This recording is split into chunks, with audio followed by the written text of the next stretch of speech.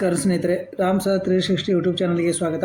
ನೋಡಿ, ಫೆಬ್ರವರಿ 3ನೇ ತಾರೀಕಿಂದ ಕರೆಂಟ್ ಅಫೇರ್ಸ್ ನೋಡೋಣ. ಓಕೆ, ಎಷ್ಟು 3ನೇ ತಾರೀಕು ಏನು ಫೆಬ್ರವರಿ. ಇದು ನೋಡಿ, GK today, Prajavani, the Hindu news paper, ಇವು ಮೂರು ಮತ್ತಾಗೂ PIB ಪ್ರೆಸ್ ಇನ್ಫಾರ್ಮೇಷನ್ ಬ್ಯೂರೋ, ಇವ್ರು 4 ಕರೆಂಟ್ ಅಫೇರ್ಸ್ನ ಒಳಗೊಂಡಿರುತ್ತೆ. ಓಕೆ ನೋಡಿ, ಟೈಮ್ ವೇಸ್ಟ್ ಮಾಡೋದು ಬೇಡ, ಬೇಗ ಬಂದುಬಿಡಿ. ನೋಡಿ, ಇತ್ತೀಚೆಗೆ 2026ರಲ್ಲಿ 2026ರಲ್ಲಿ ಟಿಬೇಟಿನ ಧರ್ಮಗುರು ದಲೈ ಲಾಮಾ ಅವರ ಯಾವ ಆಲ್ಬಮ್ಗೆ ಗ್ರಾಮಿ ಪ್ರಶಸ್ತಿ. ನೋಡಿದು ಗ್ರಾಮಿ ಪ್ರಶಸ್ತಿ ಭಾಳ ಇಂಪಾರ್ಟೆಂಟ್ ರೀ. ಈಗ ಅಪ್ಕಮಿಂಗ್ ಎಕ್ಸಾಮ್ ಬರ್ತಾವಲ್ಲ, ಗ್ರಾಮಿ ಪ್ರಶಸ್ತಿ ಭಾಳ ಇಂಪಾರ್ಟೆಂಟ್ ಇರ್ತೈತಿ. ಓಕೆ ನೋಡಿ, option A happiness, option B meditation that's of Dalai Lama, option C Tibetan spirit, option D peace and love. ನೋಡಿ ಪ್ರಜಾವಾಣಿ ನ್ಯೂಸ್ ಪೇಪರ್ ಆಗಿರುತ್ತೆ ಇದು. ನೋಡಿ, ಸರಿಯಾದ ಉತ್ತರ ಬಂದ್ಬಿಟ್ಟು meditation that's of the Dalai Lama. Okay ನೋಡಿ, ಇಲ್ಲಿ ಎಕ್ಸ್ಪ್ಲನೇಷನು ನೋಡಿ, ನ್ಯೂಸ್ ಪೇಪರ್ಲಿ ಬಂದಿರ್ತಕ್ಕಂಥ ಪ್ರವಚನಗಳ ಆಲ್ಬಮ್ಗೆ ದಲೈ ಲಾಮಾಗೆ ಗ್ರಾಮಿ ಪ್ರಶಸ್ತಿ. ಲಾಸ್ ಏಂಜಲೀಸ್ನಲ್ಲಿ ನೋಡಿ, ಟಿಬೇಟಿಯನ್ ಧರ್ಮಗುರು ದಲೈ ಲಾಮಾ ಅವರು ಜ್ಞಾನದ ಕುರಿತು ಪ್ರವಚನ ಆಲ್ಬಮ್ಗೆ 68ನೇ ಗ್ರಾಮಿ ಪ್ರಶಸ್ತಿ ಲಭಿಸಿದೆ. ನೋಡಿ, ಎಷ್ಟನೇದಿದು? 68ನೇ ಗ್ರಾಮಿ ಪ್ರಶಸ್ತಿ. ನೋಡ್ರಿ, ದಲೈ ಲಾಮಾ ಅವರದಿ ಚಿಂತನೆಗಳು ಎಂಬ 10 ಕಂತುಗಳು 1 ತಾಸಿನ ಆಡಿಯೋ ಬುಕ್ಗೆ ಅತ್ಯುತ್ತಮ ನೋಡಿ ಆಡಿಯೋ ಪುಸ್ತಕ ಎಂಬ ನಿರೂಪಣೆ ಮತ್ತು ಕಥೆಯ ರೆಕಾರ್ಡಿಂಗ್ ವಿಭಾಗದಲ್ಲಿ ಪ್ರಶಸ್ತಿ ನೀಡಲಾಗಿದೆ. ಅಮೇರಿಕನ್ ಲಾಸ್ ಏಂಜಲೀಸ್ ನಡೆದ ಕಾರ್ಯಕ್ರಮದಲ್ಲಿ ಲಾಮಾ ಅವರಿಗೆ ಬದಲು ಅವರು ಆಲ್ಬಮ್ನಲ್ಲಿರುವ ಗಾಯಕ ರೂಪಸ್ ವೈನ್ ರೈಟ್ ಪ್ರಶಸ್ತಿಗೆ ಸ್ವೀಕರಿಸಿ. ಈ ನಡುವೆ ನೋಡಿ, ಲಾಮಾ ಧಾರ್ಮಿಕ ವ್ಯಕ್ತಿಯಲ್ಲ, ಅವರು ಧರ್ಮದ ಹೆಸರಿನಲ್ಲಿ ಚೀನಾದ ವಿರೋಧಿ ಕೃತ್ಯವನ್ನು ಮಾಡುತ್ತಿರುವ ದೇಶಭ್ರಷ್ಟ ಎಂದು ಚೀನಾ ಕಿಡಿಕಾರಿದೆ. ಚೀನಾ ಟಿಬೇಟನ್ ಆಕ್ರಮಿಸಿಕೊಂಡಾಗ ಇವರು ಭಾರತಕ್ಕೆ ಓಡಿ ಬಂದರು. ಇವರು ಬೌದ್ಧ ಧರ್ಮದ ಬೌದ್ಧ ಗುರು ನೋಡ್ರಿ ಇವರು.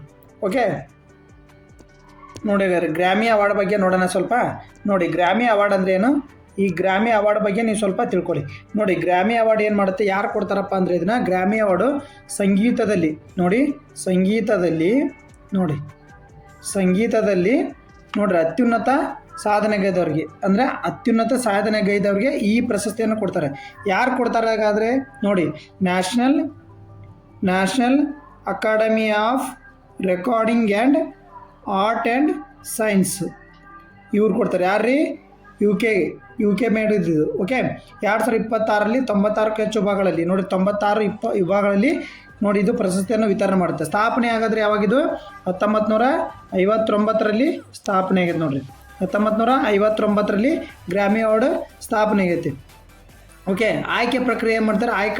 ಅಕಾಡೆಮಿ ಸದಸ್ಯರು ಮತದಾನ ಮೂಲಕ ವಿಜೇತರ ನಿರ್ಧರಿಸ್ತಾರೆ.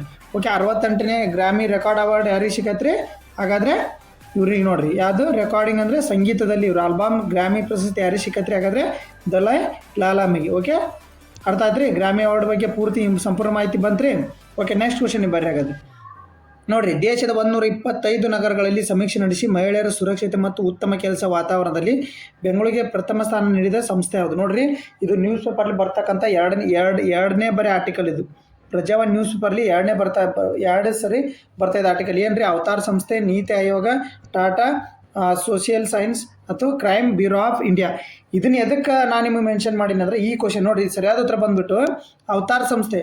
ಬಟ್ ಈ ಕ್ವಶನ್ನ ಎದಕ್ಕೆ ಮೆನ್ಷನ್ ಮಾಡೀನಿ ಅಂದರೆ, ನೋಡಿರಿ, ನಿನ್ನೆ ನಡೆದ ಅಧಿವೇಶನದಲ್ಲಿ ಲಾಸ್ಟ್ ಏನು ಮಾಡಿದ್ರಿ ಅವರು ಅಧಿವೇಶನದಲ್ಲಿ? ಯಾರು? ಪರಮೇಶ್ವರ್. ನೋಡಿರಿ, ಕಾನೂನು ಸುವ್ಯವಸ್ಥೆಯಲ್ಲಿ ರಾಜ್ಯ ನಂಬರ್ 1 ಇದೆ ಅಂತೇಳಿ ಅವರು ತಮಗೆ ತಾವೇ ಹೇಳ್ಕೊಂಡ್ರೆ. ನೋಡಿರಿ, ಕಾನೂನು ಸುವ್ಯವಸ್ಥೆಯಲ್ಲಿ ರಾಜ್ಯ ನಂಬರ್ 1 ಇದೆ ಅಂತೇಳಿ ಎದ್ರ ಮೇಲೆ ಅವಲಂಬಿತವಾಗಿ ಹೇಳಿದ್ರಂದ್ರೆ ಅವರು. ನೋಡಿರಿ, ಅವತಾರ್ ಸಂಸ್ಥೆ. ನೋಡಿರಿ, ಈ ಅವತಾರ್ ಸಂಸ್ಥೆ ಐತಲ್ಲ, ಈ ಅವತಾರ್ ಸಂಸ್ಥೆ ದೇಶದ 125 ನಗರಗಳನ್ನು ಸಮೀಕ್ಷೆ ಮಾಡಿತ್ತು, ನಡೆಸಿ ಮಹಿಳೆಯರ ಸುರಕ್ಷತೆ ಮತ್ತು ಉತ್ತಮ ಕೆಲಸ ವಾತಾವರಣದಲ್ಲಿ ಬೆಂಗಳೂರಿಗೆ ಪ್ರಥಮ ಸ್ಥಾನ ಕೊಟ್ಟೈತಿ. ಅವ್ರಿಗೆ ಪ್ರಥಮ ಸ್ಥಾನ, ನಮಗೆ ಕರ್ನಾಟಕ ಪ್ರಥಮ ಸ್ಥಾನ ಬೆಂಗಳೂರಲ್ಲಿ ಕೊಟ್ಟೈತೆ ಅಂದರೆ ಅಲ್ಲಿ ಏನಾಗೈತ್ರಿ?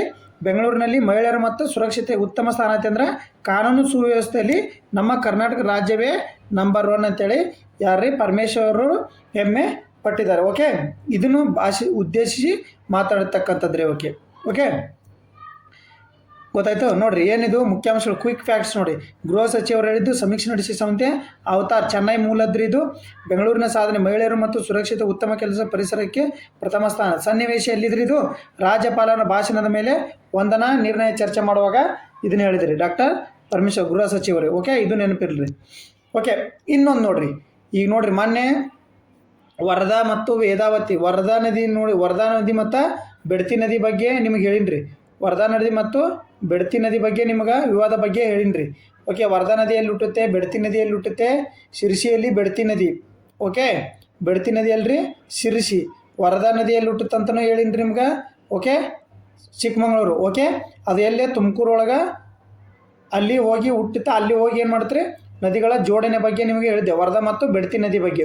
ಓಕೆ, ಹಾಗಾದ್ರೆ ಇನ್ನೊಂದು ಕರ್ನಾಟಕಕ್ಕೆ ಇನ್ನೊಂದು ಜಲಸಮರ ನೋಡ್ರಿ, ಪ್ರಜಾವಾಣಿ ನ್ಯೂಸ್ ಪೇಪರಲ್ಲಿ ಏನ್ರಿ ಇತ್ತೀಚೆಗೆ ನೋಡ್ರಿ, ಇತ್ತೀಚೆಗೆ ಕಾವೇರಿಗೆ ಆಲ್ರೆಡಿ ಟ್ರಿಬ್ಯುನಲ್ ಐತಿ, ಕೃಷ್ಣಾ ನದಿ ಟ್ರಿಬ್ಯುನಲ್ ಐತಿ, ಮಹಾನದಿ ಟ್ರಿಬ್ಯುನಲ್ ಐತಿ. ಓಕೆ, ಇತ್ತೀಚೆಗೆ ಸುಪ್ರೀಂ ಕೋರ್ಟ್ ಯಾವ ನದಿಯ ನೀರಿನ ಹಂಚಿಕೆ ವಿವಾದವನ್ನು ಬಗೆಹರಿಸಲು ನ್ಯಾಯಾಧೀಕರಣ ಮಂಡಳಿ ರಚಿಸುವಂತೆ ಕೇರಳ ಸರ್ಕಾರಕ್ಕೆ, ನಮ್ಮ ಸರ್ಕಾರಕ್ಕೆ ಸೂಚನೆ ನೀಡಿದೆ. ಯಾವ್ದು ಹಾಗಾದರೆ ಕಾವೇರಿ ನದಿನ, ಮಹಾನದಿ ನದಿನ, ದಕ್ಷಿಣ ಪಿನಾಕಿನ, ಕೃಷ್ಣಾ ನದಿನ?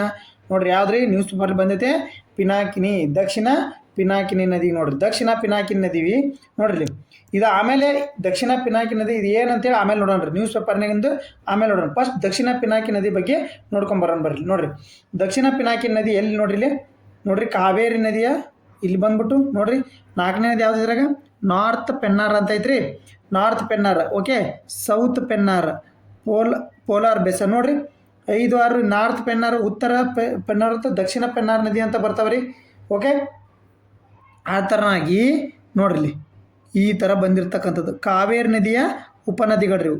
ದಕ್ಷಿಣ ಪೆನ್ನಾರ್ ಮತ್ತು ಉತ್ತರ ಪೆನ್ನಾರ್ ಯಾವ ನದಿ, ಕಾವೇರಿ ನದಿಯ ಉಪನದಿಗಳ್ರಿ, ಕಾವೇರಿ ನದಿಯ ಉಪನದಿಗಳು. ನೋಡ್ರಿ ದಕ್ಷಿಣ ಪೆನ್ನಾರ್, ದಕ್ಷಿಣ ಪಿನಾಕಿನಿ ನದಿ ಕರ್ನಾಟಕ ಚಿಕ್ಕಬಳ್ಳಾಪುರ ನಂದಿ ಬೆಟ್ಟದಲ್ಲಿ ಉಗಮಿಸಿ, ನೋಡ್ರಿ ಚಿಕ್ಕಬಳ್ಳಾಪುರದಲ್ಲಿ ನಂದಿ ಬೆಟ್ಟದಲ್ಲಿ ಉಗಮಿಸಿ ತಮಿಳುನಾಡು ಮೂಲಕ ಹರಿದು ಬಂಗಾಳ ಕೊಲ್ಲಿಯನ್ನು 497 ಕಿಲೋಮೀಟರ್ ಉದ್ದದ ಅಂತಾರಾಜ್ಯ ಪೂರ್ವವಾಹಿನಿ ನದಿ. ನೋಡ್ರಿ ಪೂರ್ವಕ್ಕೆ ಹರಿತಕ್ಕಂಥ ನದಿ ಇದು. ಓಕೆ, ಇದು ಬೆಂಗಳೂರು, ಕೋಲಾರ, ಹೊಸೂರು, ಕಡೂರು ಈ ನದಿ ಪಾತ್ರದಲ್ಲಿರುವ ಪ್ರಮುಖ ನಗರಗಳು. ಇದು ತಮಿಳುನಾಡಿಗೆ ಕೃಷಿಗೆ ಪ್ರಮುಖ ನೀರಾವರಿ ಮೂಲವಾಗಿದ್ದು, ಮಾರ್ಕಂಡೇಯ ನದಿ ತಿರುವು ಯೋಜನೆ ಸಂಬಂಧಿಸಿದಂತೆ ಕರ್ನಾಟಕ ತಮಿಳುನಾಡು ನಡುವೆ ಜಲ ವಿವಾದ. ನೋಡಿ ಮಾರ್ಕಂಡ ನದಿ ತಮಿಳುನಾಡು ಬರ್ತಕ್ಕಂಥ ಇದು ನಮ್ಮದು ಮಾರ್ಕಂಡ ನದಿಯ ತಿರುವು, ಮತ್ತು ಇದನ್ನು ಮಾರ್ಕಂಡ ನದಿಗೆ ದಕ್ಷಿಣ ಪಿನಾಕಿಯನ್ನು ಜೋಡಿಸೋಕ್ಕೆ ಒಂದು ತಿರುವು ಮಾಡ್ತಕ್ಕಂಥದ್ದು. ಅದಕ್ಕೋಸ್ಕರ ಇಲ್ಲಿ ಏನಾಗೈತೆ ರೀ, ಏನ್ರಿ ಸುಪ್ರೀಂ ಕೋರ್ಟ್ನಾಗ ಏನಾಗೈತಿ ವಿವಾದ ನಡೀತಾ ಇದೆ. ಓಕೆ, ಇಲ್ಲಿ ನೋಡ್ರಿ ಇಲ್ಲಿ ಉಗಮದ ಅರಿವು ಮತ್ತು ಇದು ಕರ್ನಾಟಕ ಚಿಕ್ಕಬಳ್ಳಾಪುರ ಜಿಲ್ಲೆ ನಂದಿ ಬೆಟ್ಟ ಅಂತ ಹೇಳಿನಿ.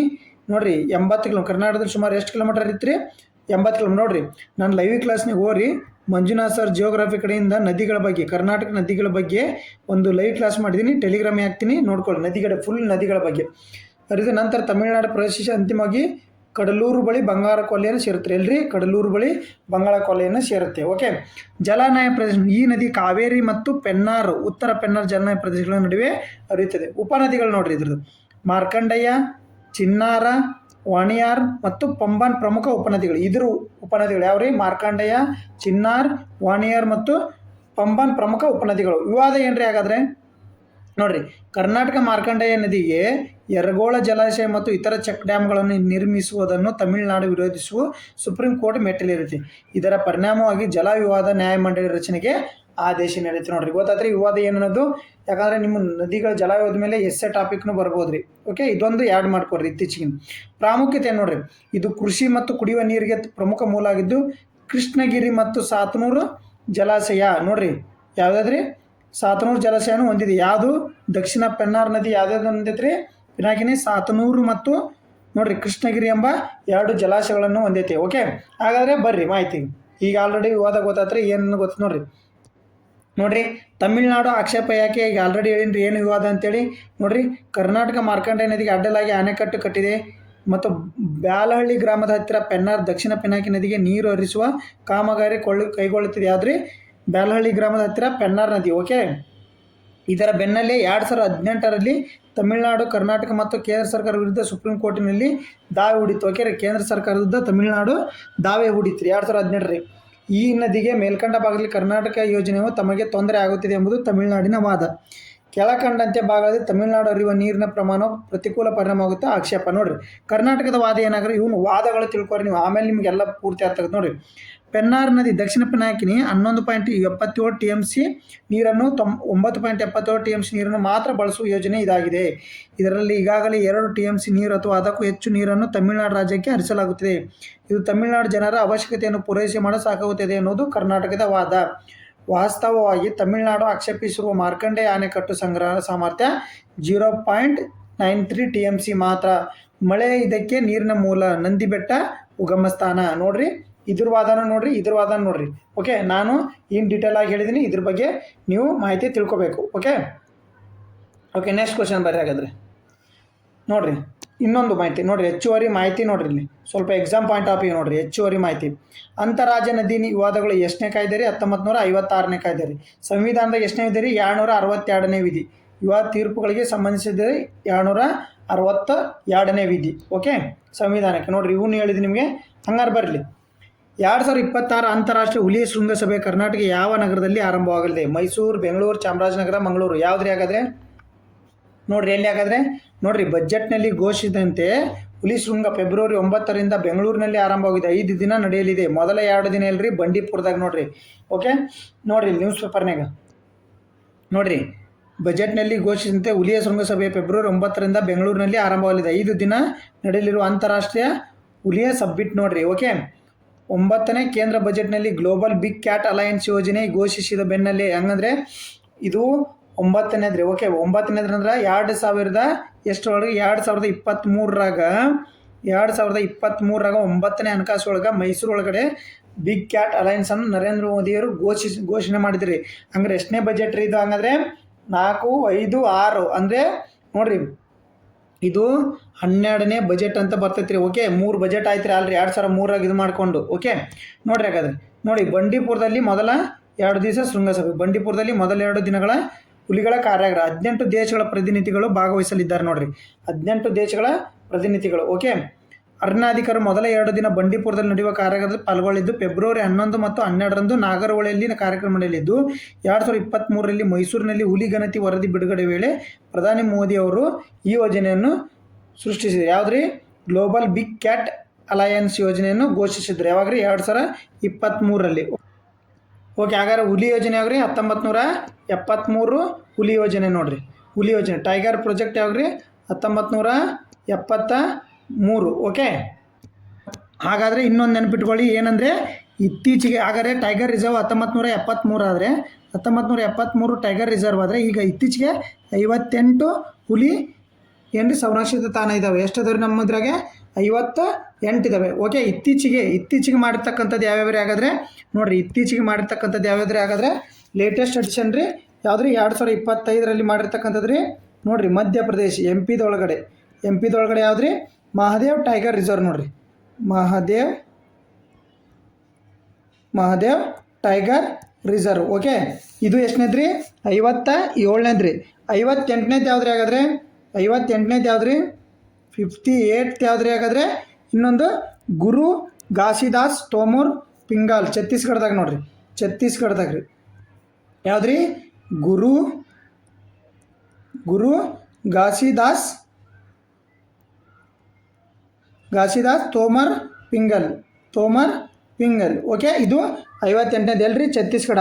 ಹೈಯೆಸ್ಟ್ ಯಾವ್ದು ಹೊಂದೈತ್ರಿ ಹಾಗಾದರೆ? ಹೈಯೆಸ್ಟ್ ಹೊಂದಿರ್ತಕ್ಕಂಥದ್ದು ಯಾವ್ದು ರೀ? ಹೈಯೆಸ್ಟು ಎಂ ಪಿ ರೀ. ಓಕೆ, ಹೈಯೆಸ್ಟ್ ಯಾವ್ದು ರೀ? M P. ಹಂಗಾರೆ ಲಾರ್ಜೆಸ್ಟ್ ಯಾವ್ದು ರೀ? ಹೈಯೆಸ್ಟ್ ಆಯ್ತು. ಲಾರ್ಜೆಸ್ಟ್ ಯಾವ್ದು ರೀ? ನಾಗಾರ್ಜುನ ನೋಡ್ರಿ. ನಾಗಾರ್ಜುನ ಸಾಗರ್ ರೀ. ನಾಗಾರ್ಜುನ ಸಾಗರ ನೋಡ್ರಿ. ನಾಗಾರ್ಜುನ ಸಾಗರ ಎಲ್ರಿ? ಶ್ರೀಶೈಲಂ ಟೈಗರ್ ಆಂಧ್ರ ಪ್ರದೇಶ ರೀ, ತೆಲಂಗಾಣ. ಓಕೆ ರೀ. ಹಂಗಂದ್ರೆ ಸ್ಮಾಲೆಸ್ಟ್ ಯಾವ್ದು ರೀ? ಓರಂಗ. ಸ್ಮಾಲೆಸ್ಟ್ ಯಾವ್ದು ರೀ? ಓರಂಗ. ಎಲ್ರಿ? ಓರಂಗ ಎಲ್ಲಿ ಬರ್ತೈತೆ ರೀ? ಅಸ್ಸಾಂ ಸ್ಮಾಲೆಸ್ಟ್. ಓಕೆ, ನೋಡಿರಿ ಇವ್ನು ಪಾಯಿಂಟ್ ಮಾಡಿಕೊಡ್ರಿ.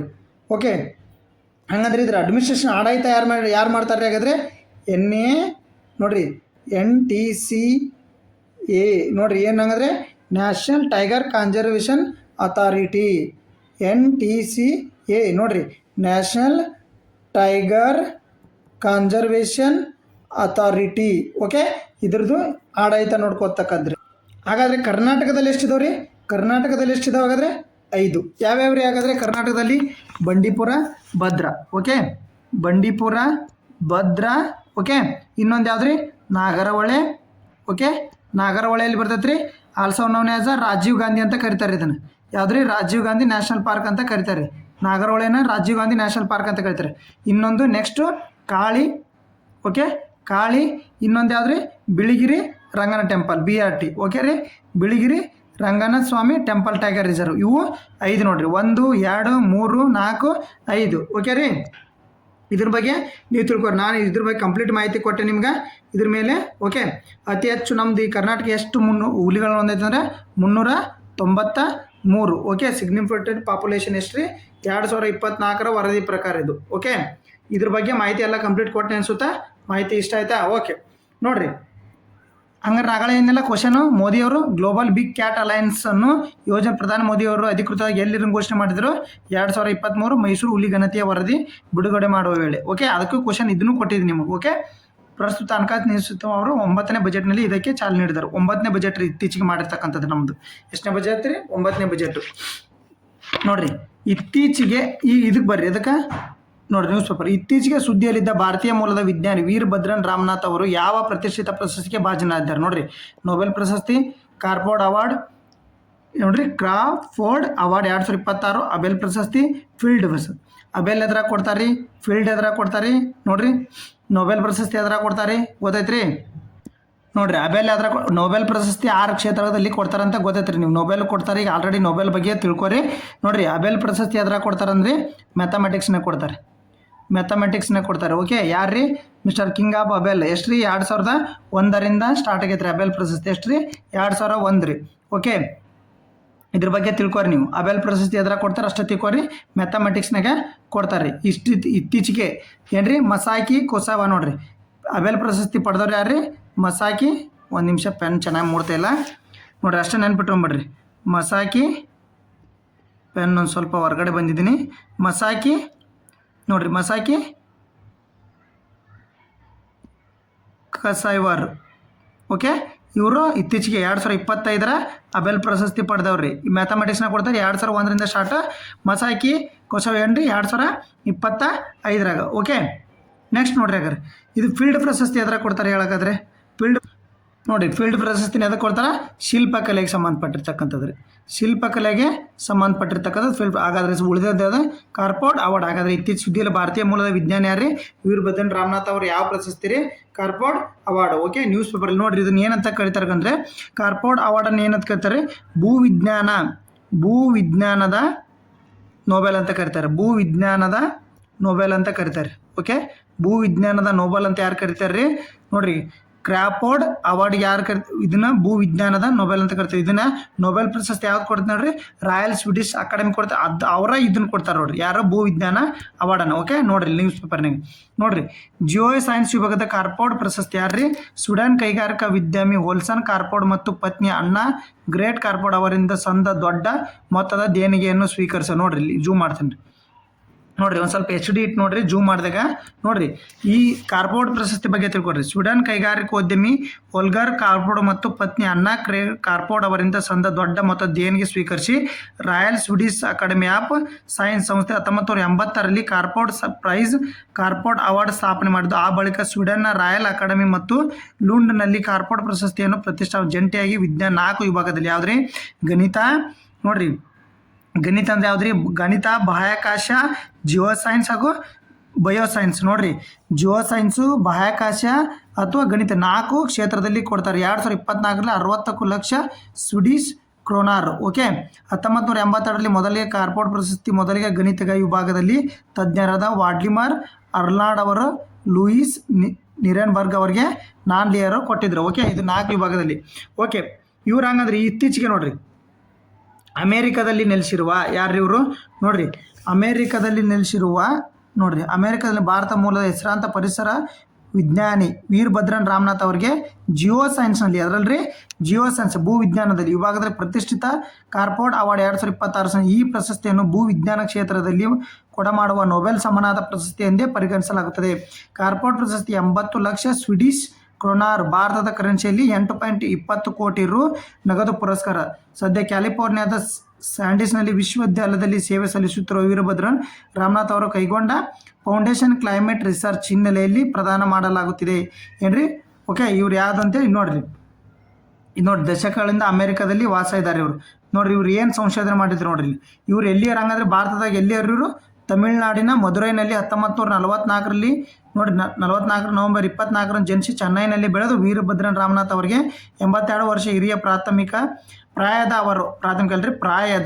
ಅವರು 6ರಿಂದ 7 ದಶಕಗಳಿಂದ ಅಮೆರಿಕದಲ್ಲಿ ನಿವಾಸಿಯಾಗಿದ್ದರು. ಅಣ್ಣಾಮಲೈ ವಿಶ್ವವಿದ್ಯಾಲಯದಲ್ಲಿ ಇಂಜಿನಿಯರಿಂಗ್ ಪದವಿ ವ್ಯಾಸಂಗ ಬಳಿಕ ಇಂಡಿಯನ್ ಇನ್ಸ್ಟಿಟ್ಯೂಟ್ ಆಫ್ ಸೈನ್ಸ್ ಎಲ್ಲಿ ವ್ಯಾಸಂಗ ಮಾಡಿದ್ದರು. ಆ ಬಳಿಕ ಮೊದಲಿಗೆ ಸಿಕಂದ್ರಾಬಾದ್ನಲ್ಲಿಯೇ ರೆಫ್ರಿಜರೇಟರ್ ತಯಾರಿಕಾ ಕಾರ್ಖಾನೆಯಲ್ಲಿ ಇಂಜಿನಿಯರ್ ಆಗಿ ಕೆಲಸ ಸೇರಿದರು. ಓಕೆ, ಇದ್ರ ಬಗ್ಗೆ ಇಷ್ಟು ಮಾಹಿತಿ ನೋಡ್ರಿ.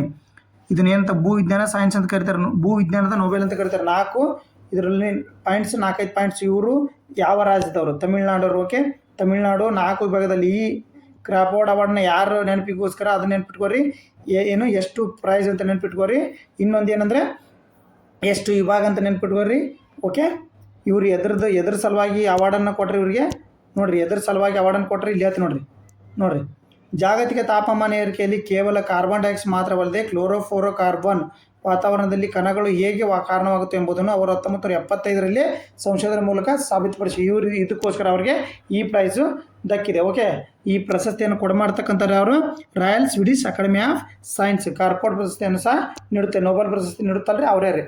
ಓಕೆ, ಒಂದು ಸ್ವಲ್ಪ ಈ ಎಕ್ಸಾಮ್ ಇಂಪಾರ್ಟೆಂಟ್ ಪಾಯಿಂಟ್ ನೋಡ್ಕೊರಿ. ಇನ್ನೂ ಕ್ವಶನ್ ಇದ್ದಾವೆ ಲಾಸ್ಟು. ಈ ಎಕ್ಸಾಮ್ ಇಂಪಾರ್ಟೆಂಟ್, ಇವು GK ಟುಡೇ ರೀ ಮುಂದಿದ್ದು. ಇದು ದ ಹಿಂದೂ ನ್ಯೂಸ್ ಪೇಪರ್. ಈಗ ನೋಡ್ರಿ ಪೇಸಾ ಕಾಯ್ದೆ ಬಗ್ಗೆ ತಿಳ್ಕೊರಿ.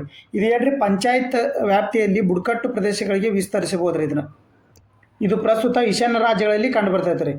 FRA ಕಾಯ್ದೆ ಅಂದ್ರೆ ಗೊತ್ತ್ರಿ, ಫಾರೆಸ್ಟ್ ಕಾಯ್ದೆ ಇರೋದು. ಫಾರೆಸ್ಟ್ ಆ್ಯಕ್ಟ್ ಅಂತೇಳಿ 2006 ಬುಡಕಟ್ಟು ಜನರಿಗೆ ಅರಣ್ಯ ಭೂಮಿಯ ಮೇಲೆ ಮಾಲೀಕತ್ವ ನೀಡುವ ಕಾಯ್ದೆ ಯಾವ್ದ್ರಿ? ಫಾರೆಸ್ಟ್ ಆ್ಯಕ್ಟ್ ಅಂತ 2006 ಅಂತ ಬರುತ್ತೆ ರೀ. ಓಕೆ, ಜ್ಞಾನ ಭಾರತ ಅಂದ್ರೆ ಏನು ಗೊತ್ತ್ರಿ? ಹಸ್ತಪತ್ರಿಕೆಗಳ ಡಿಜಿಟಲೀಕರಣ ಮಾಡುವ ಭಾರತ ಸರ್ಕಾರದ ಯೋಜನೆ ನೋಡ್ರಿ. ಏನು ನೀವು ಶಾಸನಗಳಿರ್ತಾವಲ್ಲ ಕೈಲಿದ್ದ ಬರೆದಿದ್ದು ಅದನ್ನು ಡಿಜಿಟಲ್ ಮಾಡ್ತಕ್ಕಂಥ ಕಾರ್ಯ ಯಾವ್ದ್ರಿ? ಜ್ಞಾನ ಭಾರತ. ಓಕೆ, ಹಂಗಾರೆ ದ ಹಿಂದೂ ನ್ಯೂಸ್ ಪೇಪರ್ಗೆ ಬರೋದು ನೋಡ್ರಿ. ದ ಹಿಂದೂ ನ್ಯೂಸ್ ಪೇಪರ್ಲಿ ಸೈನ್ಸಿಗೆ ಸಂಬಂಧಪಟ್ಟಿರ್ತಕ್ಕಂಥ ಪೇಜ್ ನೋಡ್ರಿ. ದ ಗ್ಲಾಡಿಸ್ ಕಲೇಮಾ ಜೊಕೋಸಕ ಅವರು ಯಾವ ಕ್ಷೇತ್ರಕ್ಕೆ ಮಾಡಿದ ಸಾಧನೆಗಾಗಿ ಪ್ರಶಸ್ತಿ ಪಡೆದಿದ್ದಾರೆ? ಯಾವ ಪ್ರಶಸ್ತಿ ಗೊತ್ತ್ರಿ? ವೈಟ್ಲಿ ಪ್ರಶಸ್ತಿ ಅಂತೇಳ್ರಿ. ಇಲ್ಲಿದೆ ನೋಡ್ರಿ, ಯಾವುದ್ರಿ? ವೈಟ್ಲಿ ಅವಾರ್ಡ್ ಯಾವ ಕ್ಷೇತ್ರ ಅಂತೇಳಿ ಕೇಳಿದರೆ ಯಾವ ಕ್ಷೇತ್ರ? ವೈಟ್ಲಿ ಅವಾರ್ಡ್ ನೋಡ್ರಿ, ವೈಟ್ಲಿ ಅವಾರ್ಡ್. ಇದು ನೆನ್ಪಿಟ್ಕೊಡ್ರಿ. ವೈಟ್ಲಿ ಅವಾರ್ಡನ್ನು ಯಾವ ಕ್ಷೇತ್ರ ಸಾಧನೆಗೆ ಇವ್ರಿಗೆ ನೀಡ್ಯಾರ? ಬಾಹ್ಯಾಕಾಶ ಸಂಶೋಧನಾ ಸಂಸ್ಥೆ ನೋಡಿರಿ. ಸಂಶೋಧನೆಗೆ, ವನ್ಯಜೀವಿ ಸಂರಕ್ಷಣೆ ಮತ್ತು ಪಶುವೈದ್ಯಕೀಯ ಸೇವೆ, ಸಮುದ್ರ ಜೀವಶಾಸ್ತ್ರ, ರಾಜಕೀಯ ವಿಶ್ಲೇಷಣೆ. ನೋಡಿರಿ ಸರಿಯಾದ ಉತ್ತರ ಬಂದ್ಬಿಟ್ಟು ವನ್ಯಜೀವಿ ಸಂರಕ್ಷಣೆ ಮತ್ತು ಪಶು ವೈದ್ಯಕೀಯ ಸೇವೆ. ನೋಡಿರಿ, ಇವರು ಗೋರಿಲ್ಲಾ ಬಗ್ಗೆ ಅನ್ವೇಷಣೆ ಮಾಡ್ತಕ್ಕಂಥದ್ದು ಯಾವ್ರಿ? Doctor Gladys ಕಲೇಮಾ ಜೊಕೋಸಕ. ಯಾರು ಇದಕ್ಕೆ ಏನಂದ್ರಿ? ವೈಟ್ಲಿ ಪ್ರಶಸ್ತಿ, ವೈಟ್ಲಿ ಅವಾರ್ಡ್ ನೋಡ್ರಿ. 2026 ವೈಟ್ಲಿ ಪ್ರಶಸ್ತಿ ಯಾರಿಗೆ ನೀಡೈತೆ ಅಂದ್ರೆ ನೋಡ್ರಿ, UN champions of the earth ಏನ್ರಿ? ಎದು ನೋಡ್ರಿ ಲೇಖನ ಉಲ್ಲೇಖಿಸುವ ಅವರ ಪರಿಸರ ಸಂರಕ್ಷಣೆ ಕಾರ್ಯಕ್ಕೆ ಅವರಿಗೆ ವಿಟ್ಲಿ ಗೋಲ್ಡ್ ಅವಾರ್ಡ್ ಮತ್ತು ವಿಶ್ವಸಂಸ್ಥೆ ಚಾಂಪಿಯನ್ ಆಫ್ ದಿ ಅರ್ತ್ ಗೌರವ. ನೋಡ್ರಿ, ಇವ್ರಿಗೆ ಇನ್ನೊಂದು ಅವಾರ್ಡ್ ಏನು ಬರ್ತೈತೆ ರೀ? Champion of the earth. 2026 ವಿಶ್ವಸಂಸ್ಥೆಯ ಚಾಂಪಿಯನ್ ಆಫ್ ದಿ ಅರ್ತ್ ಪ್ರಶಸ್ತಿ ಯಾರಿಗಿರಿ? ನೋಡ್ರಿ, ಇವ್ರಿಗೆ ಯಾರು? ಇವ್ರ ಹೆಸರೊಂದು ಡಾಕ್ಟರ್ ಗ್ಲಾಡಿಸ್ ಕಲೇಮಾ ಜೊಕೋಸಕ ನೆನ್ಪಿಟ್ಕೋರಿ. ವಿಶ್ವಸಂಸ್ಥೆ ಅವಾರ್ಡನ್ನು ಸಿಕ್ಕತ್ರಿ ಇವರಿಗೆ, ಮತ್ತು ವೈಟ್ಲಿ ಪ್ರಶಸ್ತಿಯನ್ನು ಸಿಕ್ಕತ್ರಿ, ಚಾಂಪಿಯನ್ ಆಫ್ ದಿ ಅರ್ತ್ ಪ್ರಶಸ್ತಿ. ಓಕೆ, ಹಂಗಂದ್ರೆ ಇನ್ನೊಂದು ನೋಡ್ರಿ, ಇದು GK ಟುಡೇ ಕ್ವಶನ್. ಇದು 2026-27 ನೋಡ್ರಿ, ಬಜೆಟ್ ವಿಡಿಯೋ ಮಾಡಬೇಕು, ಮಾಡೋಕ್ಕಾಗೋದು, ಮಾಡ್ತೀನಿ ರೀ. ಓಕೆ, 2026-27 ಕೇಂದ್ರ ಬಜೆಟ್ ಅಂಗವಿಕಲರಿಗೆ ಕೇಂದ್ರ ಹಣಕಾಸು ಸಚಿವರು ಯಾವ 2 ಯೋಜನೆಯನ್ನು ಘೋಷಿಸಿದರು? ಸುಗಮ ಭಾರತ ಯೋಜನೆ ಮತ್ತು ಕೌಶಲ್ಯ ವಿಕಾಸ್ ಯೋಜನೆ. ನೋಡ್ರಿ, ಇದೇನ್ರಿ? ದಕ್ಷ ಯೋಜನೆ ಮತ್ತು ಸಮರ್ಥ ಯೋಜನೆ. ದಿವ್ಯಾಂಗನ ಕೌಶಲ್ಯ ಯೋಜನೆ ಮತ್ತು ದಿವ್ಯಾಂಗ ಸಹಾರ ಯೋಜನೆ. ಕೌಶಲ್ಯ ಭಾರತ ಮತ್ತು ಪ್ರವೇಶಿಸಬಹುದಾದ ಭಾರತ ಅಭಿಯಾನ. ನೋಡ್ರಿ, ಅಂಗವಿಕಲರಿಗೆ ಮಾಡಿರ್ತಕ್ಕಂಥ ಯೋಜನೆ ಇದು ನೋಡ್ರಿ. ಯಾವ್ದ್ರಿ? ದಿವ್ಯಾಂಗ ಕೌಶಲ್ಯ ಯೋಜನೆ ಮತ್ತು ದಿವ್ಯಾಂಗ ಸಹಾರ ಯೋಜನೆ. ಓಕೆ, ನೋಡ್ರಿ ಎಕ್ಸ್ಪ್ಲನೇಷನ್ ಏನನ್ನೋದು. ಕೇಂದ್ರ ಹಣಕಾಸು ಸಚಿವರು 2026-27ನೇ ಬಜೆಟ್ನಲ್ಲಿ ಅಂಗವಿಕಲರ ವ್ಯಕ್ತಿಯಾಗಿ ದಿವ್ಯಾಂಗ ಜನ ಕೌಶಲ್ಯ ಯೋಜನೆ ಮತ್ತು ದಿವ್ಯಾಂಗ ಸಹಾರ ಯೋಜನೆ ಘೋಷಿಸಿದರು. ದಿವ್ಯಾಂಗ ಜನ ಕೌಶಲ್ಯ ಯೋಜನೆ ಕೌಶಲ್ಯ ತರಬೇತಿ ಮೂಲಕ ಗೌರವಾನ್ವಿತ ಜೀವನೋಪಾಯ ಅವಕಾಶಗಳನ್ನು ಒದಗಿಸುತ್ತದೆ. ಇದು ವಿವಿಧ ದಿವ್ಯಾಂಗ ಗುಂಪುಗಳಿಗೆ ಉದ್ಯಮ ಸಂಬಂಧಿತ ಕಸ್ಟಮೈಸ್ ಮಾಡುವ ತರಬೇತಿಯನ್ನು ನೀಡುತ್ತದೆ. ಆದರೆ ದಿವ್ಯಾಂಗ ಸಹಾರ ಏನು ಮಾಡುತ್ತೆ ನೋಡ್ರಿ, ಇದು ತರಬೇತಿ ನೀಡೋದಾದರೆ ದಿವ್ಯಾಂಗ ಸಹಾರ ಯೋಜನೆ ಸಹಾಯಕ ಸಾಧನ ಉತ್ಪಾದನೆಯನ್ನು ವಿಸ್ತರಿಸಲು ಭಾರತೀಯ ಕೃತಕ ಅಂಗಗಳನ್ನು ಉತ್ಪಾದಿಸುವ ನಿಗಮ ಅಲಿಮಕ್ಕು ಅವರನ್ನು ಬೆಂಬಲಿಸುತ್ತದೆ. ಅಂದರೆ ಏನ್ರಿ, ಅಂಗವಿಕಲರಿಗೆ ಕೃತಕ ಅಂಗಗಳನ್ನು ಕೊಡು ಮಾಡ್ತಕ್ಕಂಥ ಸಂಸ್ಥೆ ಇರ್ತಲ್ಲ, ಅದಕ್ಕೆ ಬೆಂಬಲ ನೀಡುತ್ತೆ. ಓಕೆ, ಇದು ಸಂಶೋಧನೆ, ಸುಧಾರಿತ ತಂತ್ರಜ್ಞಾನ ಮತ್ತು ಕೃತಕ ಬುದ್ಧಿಮತ್ತೆ ಆಧಾರಿತ ಪರಿಹಾರಗಳನ್ನು ಉತ್ತೇಜಿಸುತ್ತೆ. ಇದ್ರ ಮಾಹಿತಿ. Okay, next question. ಪ್ಲಾಸ್ಟಿಕ್ ನೋಡ್ರಿ, ಇದನ್ನು ನೀವು ಕಮೆಂಟ್ ಮೂಲಕ ಆನ್ಸರ್ ತಿಳಿಸಿ. ಕಮೆಂಟ್ ಮೂಲಕ ಆನ್ಸರ್ ನೋಡಿರಿ. ನಂದು ಡೈಲಿ ಸೈನ್ಸ್ ಲೈವ್ ಕ್ಲಾಸ್ ಇರ್ತಲ್ಲ ರೀ, ಆ ಕ್ವಶನ್ ರೀ ಇದು. ಪ್ಲಾಸ್ಟಿಕ್ ಬಾಚಿಗೆಯನ್ನು ಒಣ ಕೂದಲಿನ ಮೇಲೆ ಉಜ್ಜಿದಾಗ ಅದು ಸಣ್ಣ ಕಾಗದ ತುಂಡವನ್ನು ಆಕರ್ಷಿಸುವುದಕ್ಕೆ ಕಾರಣವೇನು?